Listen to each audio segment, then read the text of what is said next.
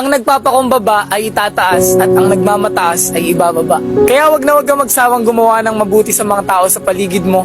Wag na wag kang magsawa na ipursige at lumaban ng patas sa buhay. Hanggat wala kang tinatapakan na tao, hanggat wala kang minamaliit na tao sa paligid mo, tuloy ka lang sa paglaban sa buhay. Ugaliin mo palagi ang magpakumbaba sa lahat ng sitwasyon. Dahil kapag nakikita ng taas na meron kang pagpapakumbaba sa buhay mo, hindi malabo na itaas niya lahat ng mga pangarap mo sa buhay. Hindi malabo na itaas niya yung mga bagay na gusto mong matupad.